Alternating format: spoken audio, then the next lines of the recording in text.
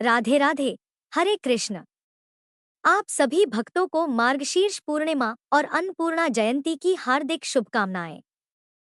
प्रिय श्रोतागण, आज के इस पावन दिन पर आइए हम सभी मिलकर उन दिव्य कथाओं का श्रवण करें जिन्हें मार्गशीर्ष पूर्णिमा पर सुनना अत्यंत शुभ माना गया है। कथा से पहले हम सभी प्रथम पूजनीय भगवान गणेश जी को प्रणाम करके गणेश भगवान की कथा सुनेंगे। एक बार एक अंधी बूढ़ी माई थी जिनका एक बेटा और एक बहू भी थे। वह बहुत गरीब थी। वह अंधी बूढ़ी माई हर दिन नियम से गणेश भगवान की पूजा किया करती थी। गणेश भगवान एक दिन बूढ़ी माई की पूजा से प्रसन्न होकर उनके सामने साक्षात सन्मुख आकर बैठ गए और बोले, बूढ़ी माई, तू प्रतिदिन निस्वार्थ भाव से मेरा पूजन करती है। मैं तुझ पर प्रसन्न हूँ। जो चाहे सो मांग ले। तब बूढ़ी माई बोली, हे विघ्नता भगवान गणेश, मुझे मांगना तो आता नहीं, सो मैं क्या मांगू। तब गणेश भगवान कहने लगे, ठीक है माई, मैं कल आऊंगा। तब तक तू अपने बहू बेटे से पूछकर कुछ मांग लेना। ऐसा कहकर गणेश जी अंतर्ध्यान हो गए। तब बूढ़ी माई ने अपने बहू बेटे से पूछा तो बेटा बोला, माँ धन मांग लेना। बहू बोली, माँ जी पोता मांग लो। तब बूढ़ी माई ने सोचा कि बेटे बहू तो अपने अपने मतलब की बातें कर रहे हैं, इसलिए उस बूढ़ी माई ने अपनी पड़ोसन से जाकर पूछा। पड़ोसन कहने लगी, बूढ़ी माई, तुम्हारी तो बस थोड़ी सी ही जिंदगी बची है, तू क्यों मांगे धन और क्यों मांगे पोता। तू तो केवल अपनी आंखों की रोशनी मांग, जिससे तेरा आगे का सारा जीवन सुख से बीत जाए। तब उन बूढ़ी माई ने बेटे, बहू और पड़ोसन की बात सुनकर घर में जाकर सोचा कि ऐसा क्या मांगू जिससे बेटा बहू भी खुश हो जाए और मेरा भी भला हो जाए। मैं तो वही मांगूंगी।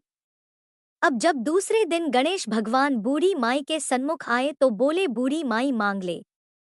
गणेश भगवान के वचन सुनकर बूढ़ी माई हाथ जोड़कर बोली, है विघ्नता, अन्न देवो, धन देवो, निरोगी काया देवो, अमर सुहाग देवो, दीदा घोड़ा देवो, सोने के कटोरे में पोते को दूध पीता देखूं, अमर सुहाग देवो और समस्त परिवार को सुख देवो, आपके श्री चरणों में मुझे स्थान भी देवो। बूढ़ी माई की बात सुनकर गणेश भगवान बोले, बूढ़ी माई, तूने तो मुझे ठग लिया और कहती है कि मुझे मांगना नहीं आता। जो कुछ भी तूने मांग लिया अब वह सब कुछ तुझे मिल जाएगा। ऐसा कहकर गणेश भगवान वहीं अंतर्ध्य हो गए। हे विघ्नता गणेश भगवान, जैसे आपने बूढ़ी माई को दिया वैसा ही इस कहानी को कहते सुनते और हुंकारा भरते सबको देना। वैसा ही सबको देना और सभी पर अपनी कृपा बनाए रखना। सभी प्रेम से बोलिए, गणेश भगवान जी की जय। अब सुनिए मार्गशीर्ष पूर्णिमा के दिन सुनी जाने वाली कथाएं। एक बार एक बूढ़े ब्राह्मण थे। वह रोज पीपल को जल से सींचा करते थे। पीपल में से रोज एक लड़की निकलती और कहती, पिताजी मैं आपके साथ जाऊंगी। यह सुनते सुनते वह बूढ़े ब्राह्मण दिन प्रतिदिन कमजोर होते गए। तब एक दिन उनकी पत्नी ने पूछा, क्या बात है। तब बूढ़े ब्राह्मण ने कहा कि अरे भाग्यवान, पीपल से रोज एक लड़की निकलती है और कहती है कि वह भी मेरे साथ चलेगी। तब ब्राह्मणी बोली कि कल ले आना उस लड़की को, जहां हमारी 6 लड़कियां पहले से ही घर पर हैं, वहां 7वीं लड़की और सही। अगले दिन बूढ़े ब्राह्मण ने उस लड़की को अपने घर पर चलने के लिए कहा और वह उस लड़की को घर ले आए। लड़की को घर पर छोड़ने के बाद वह वृद्ध ब्राह्मण गांव में आटा मांगने गए तो उन्हें उस दिन और दिनों की अपेक्षा ज्यादा आटा मिला था। जब ब्राह्मणी घर पर वह आटा छानने लगी तो लड़की ने कहा, माँ जी लाइए, मैं छान देती हूँ आटा। जब वह लड़की आटा छानने बैठी तो परात भर गई। उसके बाद ब्राह्मणी भोजन बनाने जाने लगी तो वह लड़की बोली, माँ जी आज रसोई में मैं जाऊंगी। ब्राह्मणी बोली, नाना तू अभी छोटी है, तेरे हाथ जल जाएंगे। लेकिन लड़की नहीं मानी और वह रसोई में भोजन बनाने चली गई तो उसने कुछ ही देर में तरह तरह के 3600 व्यंजन बना डाले और आज तो सभी ने भरपेट भोजन किया। इससे पहले वह सभी आधा पेट भूखा ही रहते थे। रात हुई तो ब्राह्मणी का भाई आया और कहने लगा, दीदी मुझे तो भूख लगी है, मैं भोजन करूंगा। ब्राह्मणी परेशान हो गई कि अब रात को वह खाना कहाँ से लाएंगी।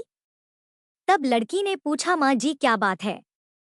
ब्राह्मणी ने कहा कि तेरा मामा आया है और वह रोटी खाएगा, लेकिन रोटी तो सबने खा ली है, अब उसके लिए मैं कहाँ से लाऊंगी?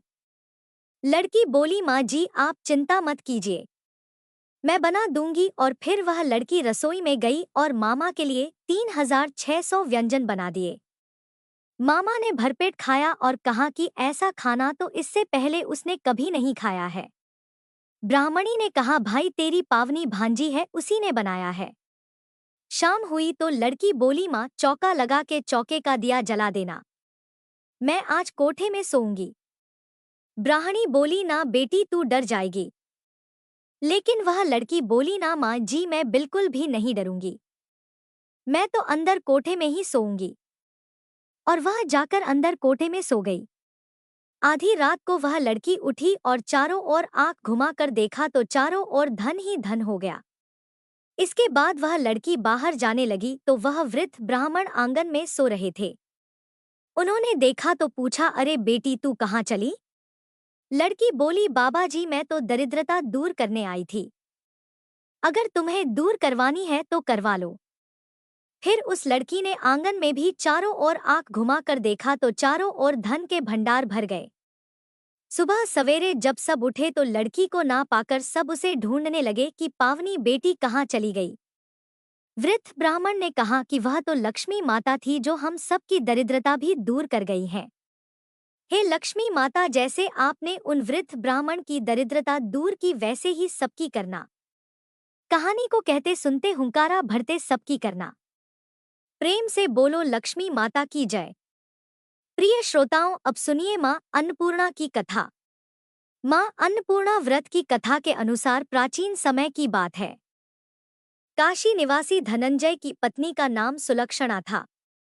उसे अन्य सभी सुख प्राप्त थे, केवल निर्धनता ही उनके दुख का एकमात्र कारण थी और यही दुख उसे हर समय सताता था।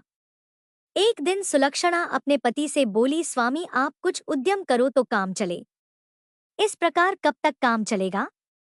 सुलक्षणा की यह बात धनंजय के मन में बैठ गई और वह उसी दिन विश्वनाथ शंकर जी को प्रसन्न करने के लिए बैठ गया और कहने लगा, हे देवाधिदेव विश्वेश्वर, मुझे पूजा पाठ कुछ भी करना नहीं आता, मैं तो केवल आपके ही भरोसे बैठा हूँ। इतनी विनती करके वह 2-3 दिन तक लगातार भूखा प्यासा बैठा रहा। यह देखकर भगवान शंकर ने उसके कान में अन्नपूर्णा अन्नपूर्णा अन्नपूर्णा इस प्रकार 3 बार कहा। यह कौन क्या कह गया? बस इसी सोच में धनंजय पड़ गया कि मंदिर से आते ब्राह्मण को देखकर वह पूछने लगा, पंडित जी, अन्नपूर्णा कौन है? तब ब्राह्मण ने कहा, अरे धनंजय, तू तो अन्न छोड़कर बैठा है, इसलिए तुझे हर समय अन्न की ही बात सूझती है। जा घर जाकर अन्न ग्रहण कर। धनंजय अपने घर गया, जाकर पत्नी से सारी बात कही। तब वह बोली, नाथ चिंता मत करो, स्वयं शंकर जी ने यह मंत्र दिया है और वे स्वयं ही खुलासा भी करेंगे। आप फिर से जाकर उनकी आराधना करो।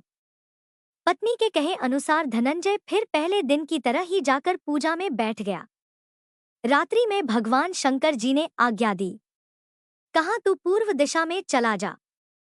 अब धनंजय अन्नपूर्णा का नाम जपता जाता और रास्ते में फल खाता, झरनों का पानी पीता जाता। इस प्रकार कितने ही दिनों तक लगातार वह चलता रहा। वहां उसे चांदी से चमकते वन की शोभा देखने मिली, सुंदर सरोवर देखने मिला। उसके किनारे कितनी ही अप्सराएं झुंड बनाए बैठी थी। एक अप्सरा कथा कहती थी और सब माँ अन्नपूर्णा इस प्रकार बार बार कहती थी। यह अज्ञान मास की उजियारी रात्रि थी और आज से ही व्रत का आरंभ था। जिस शब्द की खोज करने वह निकला था वहां उसे वही शब्द सुनने को मिला।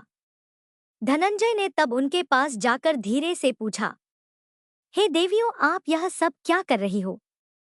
तब उन सब ने कहा, हम सब माँ अन्नपूर्णा का व्रत कर रही हैं। व्रत करने से क्या होता है? और क्या यह व्रत किसी ने किया भी है? इसे कब किया जाए? कैसे किया जाए? और इसकी कैसी विधि है? मुझसे भी कहो। धनंजय के कहने पर वे अप्सराएं कहने लगी, इस व्रत को कोई भी कर सकता है। 21 दिन व्रत करने के लिए 21 गांठ वाला सूत लेना।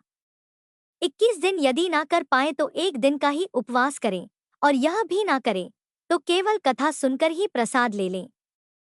निराहार रहकर कथा कहें। कथा सुनने वाला कोई ना मिले तो पीपल के पत्तों को रखकर सुपारी या घृत कुमारी यानी ग्वारपाट को वृक्ष के सामने रखकर दीपक को साक्षी बनाकर सूर्य, गाय, तुलसी या महादेव को बिना कथाएं सुनाए मुख में अन्न मत डालना। यदि भूल से कुछ पड़ जाए तो एक दिवस फिर उपवास करें। व्रत के दिन क्रोध ना करें और झूठ ना बोले।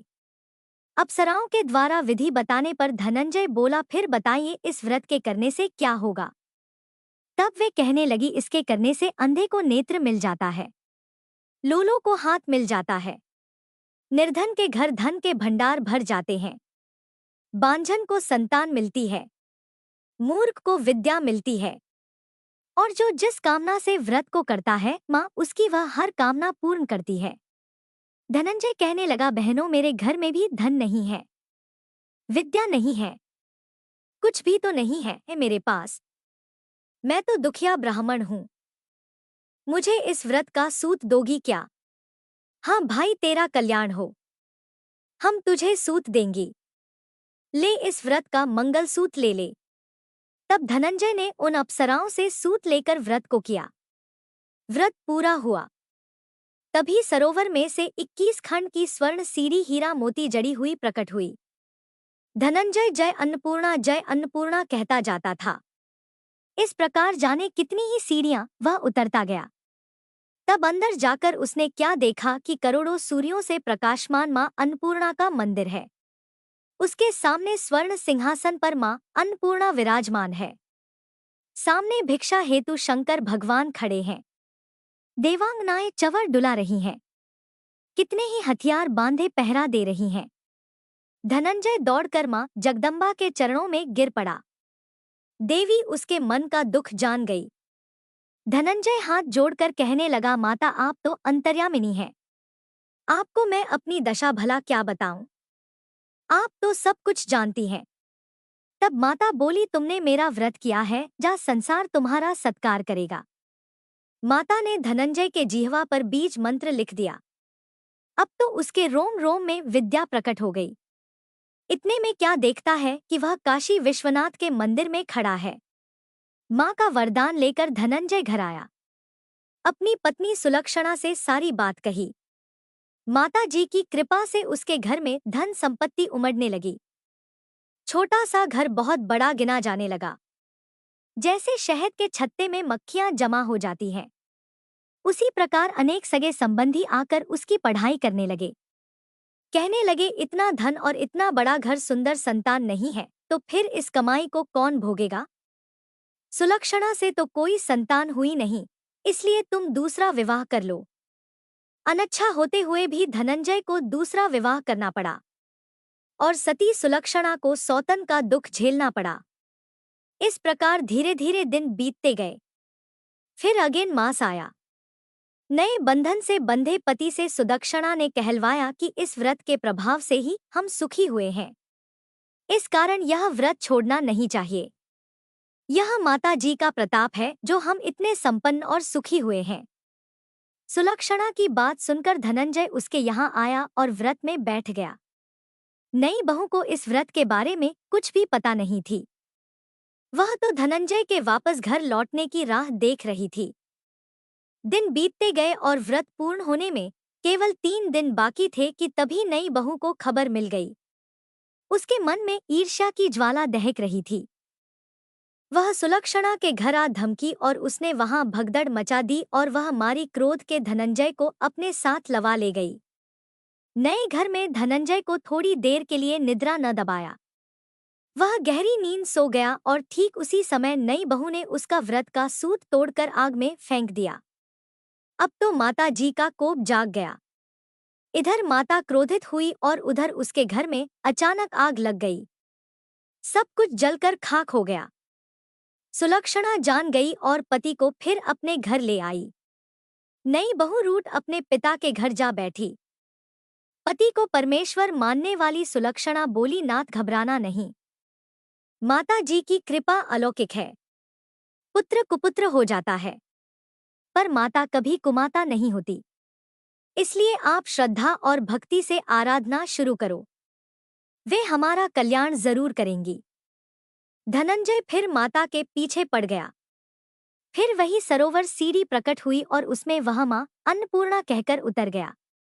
वहां जाकर माता के चरणों में करुण क्रंदन करने लगा, विलाप करने लगा।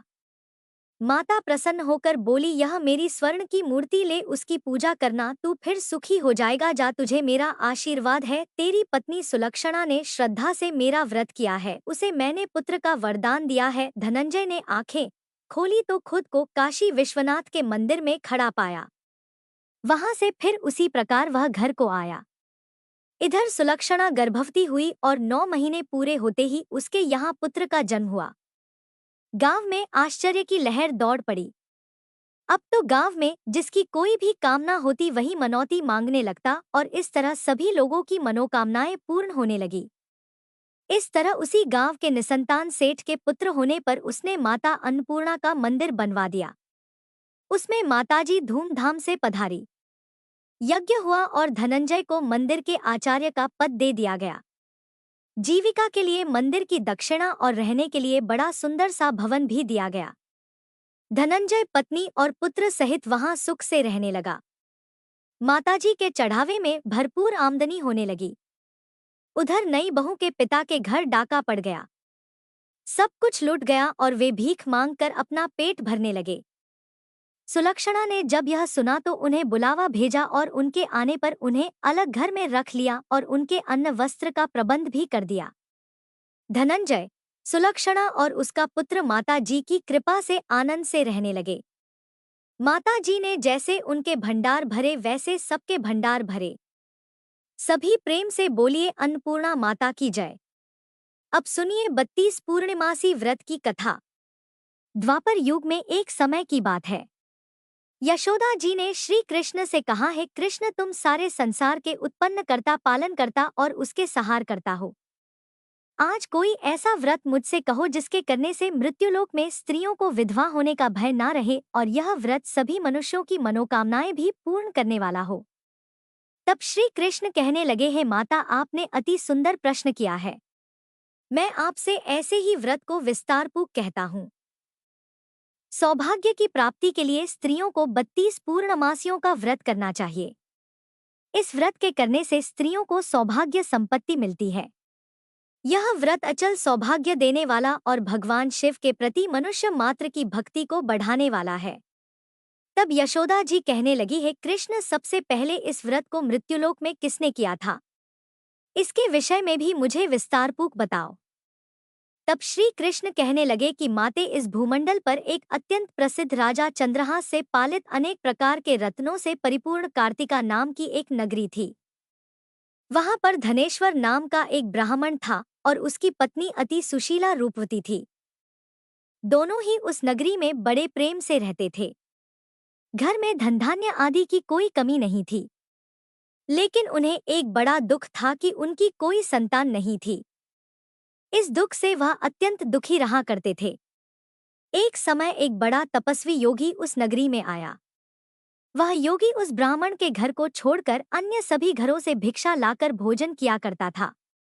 एक दिन वह योगी रूपवती से भिक्षा न लेकर किसी दूसरे घर से भिक्षा लेकर गंगा किनारे जाकर भिक्षा में मिले अन्न को प्रेम पूर्वक खा रहा था कि धनेश्वर ने योगी का यह सब कार्य किसी प्रकार से देख लिया। अपनी भिक्षा के अनादर से दुखी होकर धनेश्वर योगी से बोला, महात्मन, आप सभी घरों से भिक्षा लेते हैं किंतु मेरे घर की भिक्षा कभी नहीं लेते। इसका क्या कारण है? तब योगी ने कहा कि निसंतान के घर की भीख पतितों के अन्न के समान होती है और जो पतितों का अन्न खाता है वह भी पतित हो जाता है। क्योंकि तुम निसंतान हो इसलिए पतित हो जाने के भय से मैं तुम्हारे घर की भिक्षा नहीं लेता। धनेश्वर यह बात सुनकर अपने मन में बहुत दुखी हुआ और हाथ जोड़कर योगी के पैरों में गिर पड़ा और विनीत स्वर से कहने लगा, है महात्मन, अगर ऐसा है तो आप ही मुझे पुत्र प्राप्ति का कोई उपाय बताइए। आप तो सब कुछ जानने वाले हैं, मुझ पर यह अवश्य ही कृपा कीजिए। धन की मेरे घर में कोई कमी नहीं किंतु कोई पुत्र न होने के कारण मैं अत्यंत दुखी हूँ। आप मेरे इस दुख को दूर करें। यह सुनकर योगी कहने लगे, हे ब्राह्मण, तुम देवी चंडी की आराधना करो। फिर घर आकर उसने अपनी पत्नी से सारा वृतांत कहा और खुद तपस्या करने के लिए वन में चला गया। वन में जाकर उसने देवी चंडी की उपासना की और उपवास किया।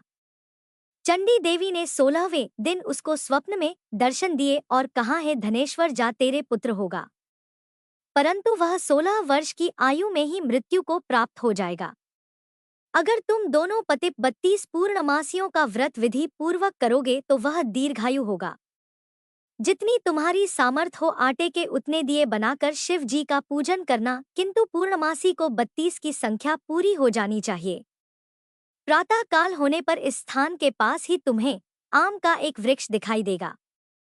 उस पर चढ़कर तुम एक फल तोड़कर जल्दी अपने घर चले जाना और अपनी पत्नी से सारा वृतांत कहना। ऋतु स्नान के बाद वह स्वच्छ होकर श्री शंकर जी का ध्यान करके उस फल को खा लेगी। तब शंकर भगवान की कृपा से उसको गर्भ ठहर जाएगा। जब वह ब्राह्मण प्रातः काल उठा तो उसने उस स्थान के पास ही आम का एक वृक्ष देखा जिस पर अत्यंत सुंदर आम का एक फल लगा हुआ था। ब्राह्मण ने उस आम के वृक्ष पर चढ़कर फल को तोड़ने का प्रयास किया, किंतु वृक्ष पर कई बार प्रयास करने पर भी वह नहीं चढ़ पाया। अब तो ब्राह्मण को बड़ी चिंता हुई। तब वह विघ्न विनाशक श्री गणेश जी की वंदना करने लगा कि हे दयानिधे, अपने भक्तों के विघ्नों का नाश करके उनके मंगल कार्य को करने वाले, दुष्टों का नाश करने वाले, रिद्धि सिद्धि के देने वाले आप मुझ पर कृपा करें। प्रभु, मुझे इतना बल दे कि मैं अपने मनोरथ को पूर्ण कर सकूं। इस प्रकार सच्चे मन से गणेश भगवान की प्रार्थना करने पर वह भगवान की कृपा से वृक्ष पर चढ़ गया। वृक्ष पर से फल तोड़कर उसने घर आकर अपनी पत्नी को वह फल लाकर दे दिया और उसकी पत्नी ने अपने पति के कहे अनुसार उस फल को खा लिया और वह गर्भवती हो गई। देवी चंडी की असीम कृपा से उसे एक अत्यंत सुंदर पुत्र हुआ जिसका नाम उन्होंने देवीदास रखा। माता पिता के हर्ष और शोक के साथ वह बालक शुक्ल पक्ष के चंद्रमा की तरह अपने पिता के घर में पढ़ने लगा।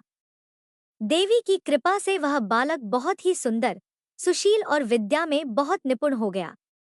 देवी की आज्ञा अनुसार उसकी माता ने 32 पूर्णमासी का व्रत रखना आरंभ कर दिया, जिससे उसका पुत्र बड़ी आयु वाला हो जाए। 16वां वर्ष लगते लगते देवीदास के माता पिता को बड़ी चिंता हो गई कि कहीं उनके पुत्र की इस वर्ष मृत्यु ना हो जाए। इसलिए उन्होंने अपने मन में विचार किया कि अगर यह दुर्घटना उनके सामने हो गई तो वे कैसे सहन कर सकेंगे। इसलिए उन्होंने देवीदास के मामा को बुलाया और कहा, हमारी इच्छा है कि देवीदास एक वर्ष तक काशी में जाकर विद्या अध्ययन करें और उसको तुम अकेला कभी नहीं छोड़ना, इसलिए तुम साथ में जाओ और एक वर्ष के बाद इसको वापस लौटा लाना। सारा प्रबंध करके उसके माता पिता ने काशी जाने के लिए देवीदास को एक घोड़े पर बिठाया और उसके मामा को उसके साथ कर दिया। किंतु बालक के अल्पायु होने की बात बालक को या उसके मामा को नहीं कही। धनेश्वर ने अपनी पत्नी के साथ मिलकर अपने पुत्र की मंगल कामना और दीर्घायु के लिए देवी भगवती की आराधना और पूर्णमासियों का व्रत आरंभ कर दिया। इस प्रकार बराबर 32 पूर्णमासी का व्रत पूरा किया। कुछ समय बीतने के बाद एक दिन वह दोनों मामा और भांजे रास्ते में रात बिताने के लिए किसी ग्राम में ठहरे हुए थे। उस दिन उस गांव में एक ब्राह्मण की अत्यंत सुंदरी, सुशीला, विदुषी और गुणवती कन्या का विवाह होने वाला था। जिस धर्मशाला के अंदर वर और उसकी बारात ठहरी हुई थी, उसी धर्मशाला में देवीदास और उसके मामा भी ठहरे हुए थे। संयोगवश कन्या को तेल आदि चढ़ाकर मंडप आदि का कर्म किया गया तो लग्न के समय वर को धनुर्वात हो गया। वह हिलने डुलने और चलने में बिल्कुल असमर्थ हो गया। तब वर के पिता ने अपने परिवारजनों से परामर्श करके निश्चय किया कि यह देवीदास मेरे पुत्र जैसा ही सुंदर है, मैं इसके साथ ही लगन करा दूं और बाद में विवाह के सभी कार्य मेरे पुत्र के साथ हो जाएंगे। ऐसा सोचकर देवीदास के मामा से जाकर वह बोला कि तुम थोड़ी देर के लिए अपने भांजे को हमें दे दो, जिससे विवाह के लग्न का सारा कार्य सुचारू रूप से हो सके। तब उसका मामा कहने लगा कि जो कुछ भी मधुपर्क आदि कन्यादान के समय वर को मिले वह सब हमें दे दिया जाए तो मेरा भांजा इस बारात का दूल्हा बन जाएगा। यह बात वर के पिता ने स्वीकार कर ली और तब मामा ने अपना भांजा वर बनने को भेज दिया और उसके साथ विवाह के सभी कार्य रात में विधिपूर्वक संपन्न हो गए। पत्नी के साथ वह भोजन नहीं कर सका। दुखी मन से वह सोचने लगा कि न जाने यह कैसी स्त्री होगी। वह एकांत में इसी सोच में पड़ा हुआ था कि उसकी आंखों में आंसू भी आ गए। तब उसकी पत्नी ने पूछा कि क्या बात है, आप इतने उदासीन और दुखी क्यों हो रहे हैं। तब उसने वह सारी बातें जो वर के पिता और उसके मामा में हुई थी वधू को बता दी। तब वह वधू कहने लगी कि यह ब्रह्मा विवाह के विपरीत कैसे हो सकता है। देव, ब्राह्मण और अग्नि के सामने मैंने आपको ही अपना पति बनाया है, इसलिए आप ही मेरे पति हैं। मैं आपकी ही पत्नी रहूंगी, किसी अन्य की बिल्कुल नहीं। तब देवीदास ने कहा कि ऐसा मत करो, क्योंकि मेरी आयु बहुत थोड़ी है। मेरे मरने के बाद तुम्हारी क्या गति होगी, इस बात को अच्छी तरह सोच लो। परंतु वह वधू दृढ़ विचार वाली थी। बोली कि जो आपकी गति होगी वही मेरी भी होगी। हे स्वामी, आप उठिए और भोजन कीजिए, आप निश्चय ही भूखे होंगे। तब देवीदास और उसकी पत्नी ने मिलकर भोजन किया और रात में वे सो गए। प्रातः काल देवीदास ने अपनी पत्नी को 3 नगों से जड़ी हुई एक अंगूठी और एक रुमाल दिया और बोला, प्रिय, इसे संकेत समझ कर रखो और शांत हो जाओ। मेरा स्मरण और जीवन जानने के लिए एक पुष्प वाटिका बना लो, उसमें सुगंधी वाली एक नव मल्लिका लगा लो। उसको हर दिन जल से सींचना और आनंद के साथ खेल कूदना और उत्सव मनाना। जिस समय और जिस दिन मेरी मृत्यु का होगा यह फूल सूख जाएंगे, और जब यह फिर से हरे भरे हो जाए तो समझ लेना कि मैं जीवित हूँ। यह बात निश्चय करके समझ लेना और इसमें कोई संशय मत करना। ऐसा समझा बुझाकर वह चला गया। प्रातः काल होते ही वहां पर गाजे बाजे बजने लगे। जिस समय विवाह के कार्य समाप्त करने के लिए वर तथा सब बाराती मंडप में आए तो कन्या ने वर को भली प्रकार से देखकर अपने पिता से कहा कि यह मेरा पति नहीं है। मेरा पति वही है जिसके साथ रात में मेरा विवाह हुआ था। इसके साथ तो मेरा विवाह ही नहीं हुआ। अगर यह वही है तो बताएं कि मैंने इसको क्या दिया था और रात में हमारे बीच में क्या गुप्त बातें हुई थी, वह सब बताई। पिता ने उसके कहे अनुसार वर को बुलवाया। कन्या की सारी बातें सुनकर वह कहने लगा कि मैं कुछ नहीं जानता। इसके बाद वह लज्जित होकर अपना समूह लेकर चला गया और सारी बारात भी अपमानित होकर वहां से लौट गई। भगवान श्री कृष्ण आगे बोले, हे माते, इस प्रकार देवीदास काशी विद्या पढ़ने के लिए चला गया। जब कुछ समय बीत गया तो काल से प्रेरित होकर एक सांप रात के समय उसको डसने के लिए वहां पर आया। उस विषधर के प्रभाव से उसके बिस्तर के चारों ओर से विष की ज्वाला से वह बिस्तर विषैला हो गया, परंतु व्रतराज के प्रभाव से उसको वह सांप काट नहीं पाया, क्योंकि पहले ही उसकी मां ने 32 पूर्णमासी का व्रत कर रखा था। इसके बाद मध्याह्न के समय स्वयं काल वहां पर आया और उसके शरीर से उसके प्राणों को निकालने का प्रयास करने लगा, जिससे वह मूर्छित होकर धरती पर गिर पड़ा।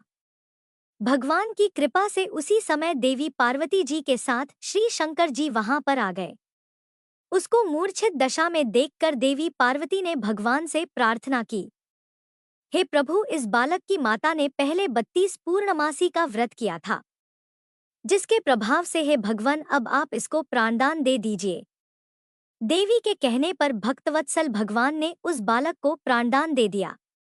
इस व्रत के प्रभाव से काल को भी पीछे हटना पड़ा और देवीदास स्वस्थ होकर बैठ गया। उधर उसकी पत्नी उसके काल की प्रतीक्षा किया करती थी। एक दिन उसने देखा कि उस पुष्प वाटिका में पत्र पुष्प कुछ भी नहीं रहे, सब कुछ सूख कर नष्ट हो गए हैं, तो उसे बड़ा आश्चर्य हुआ। किंतु कुछ ही क्षण में वह सब वाटिका पहले की तरह हरी भरी हो गई। तब वह समझ गई कि उसके पति पुनर्जीवित हो गए हैं। यह देखकर वह बहुत प्रसन्न होकर अपने पिता से कहने लगी, पिताजी, मेरे पति जीवित हैं, आप उनको ढूंढिए।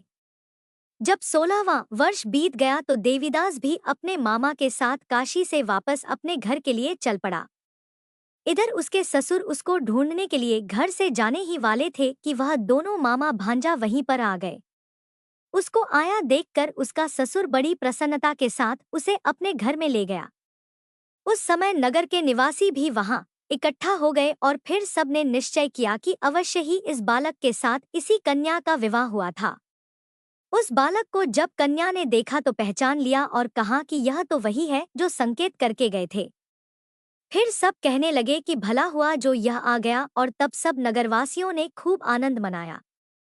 कुछ दिन के बाद देवीदास अपनी पत्नी और अपने मामा के साथ अपने ससुर के घर से बहुत सारा उपहार लेकर अपने घर की ओर चल पड़ा। जब वह अपने नगर के निकट गया तो कई लोगों ने उसे देखकर उसके माता पिता को पहले ही जाकर सूचना दे दी कि तुम्हारा पुत्र देवीदास अपनी पत्नी और मामा के साथ आ रहा है। ऐसा सुनकर पहले तो उन्हें विश्वास ही नहीं हुआ, किंतु जब और लोगों ने भी आकर उनकी बात का समर्थन किया तब उन्हें बड़ा आश्चर्य हुआ। इतने में ही देवीदास भी अपने घर पहुंच गया और देवीदास ने अपने माता पिता के चरणों में सिर रखकर प्रणाम किया और उसकी पत्नी ने भी अपने सास ससुर के चरणों को स्पर्श किया तो माता पिता ने अपने पुत्र और पुत्रवधू को अपने हृदय से लगा लिया और सबकी आंखों से प्रेम के आंसू बहने लगे। अपने पुत्र और पुत्रवधू के आने की खुशी में धनेश्वर ने बड़ा भारी उत्सव किया और ब्राह्मणों को भी बहुत सी दान दक्षिणा देकर प्रसन्न किया। भगवान श्री कृष्ण कहने लगे, माते इस प्रकार धनेश्वर 32 पूर्णमासियों के व्रत के प्रभाव से पुत्रवान हो गया।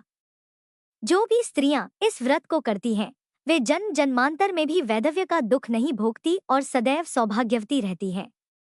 यह मेरा वचन है, इसमें कोई संदेह नहीं।